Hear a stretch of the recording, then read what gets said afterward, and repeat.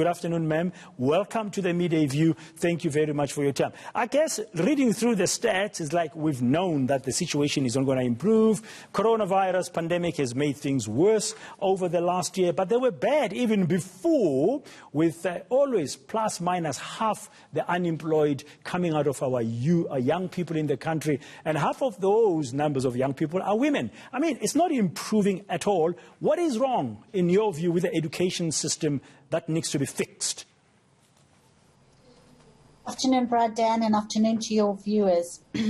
Well, Brad Dan, I think it's really sad that as we sit here and we commemorate the sacrifice made by the students in the 1976 Soweto uprising, that we are talking about an education system that is not serving the youth, that what those students died for remains a plague in our country, in the sense that, we have a situation where the previously disadvantaged communities, the state did not uplift them and did not give them the resources they needed. And this was way before COVID hit. I mean, we did a report which we released in February 2019, and Equal Education, Section 27, other organizations have done similar analysis. So you're right, this is not new information, but the fact that it's continuing information is really what is so tragic. Because here we have a state president now who is talking about the fact that, the majority of the unemployed are youth,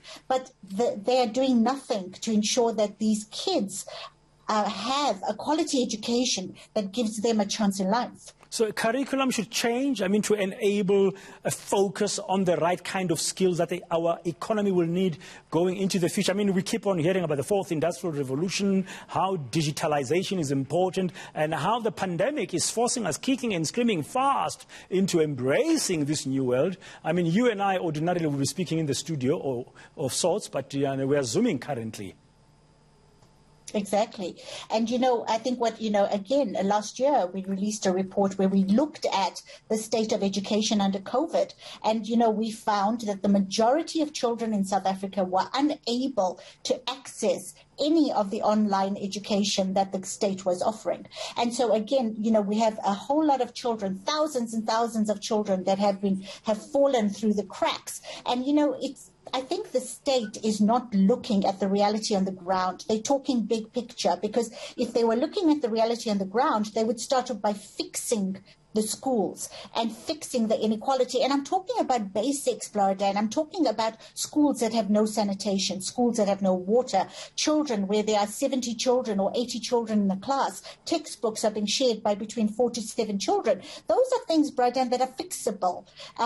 Before we start talking about, the whole economic sort of revolution, let's talk about the basics, get the nuts and bolts in place, make sure that our children are safe when they go to school, that our girls are not being abused by teachers, put into place an education system that is safe, that is accountable, and that is able to take our children into that fourth industrial revolution. At the moment, Braden, there is no hope that the majority of children in this country will even be able to understand what the fourth industrial revolution is all about. Shenilla, Mohamed, you make very good points. Fix the basics. Get the basics right. Thank you very much, Shenilla Mohamed, Executive Director of Amnesty International South Africa.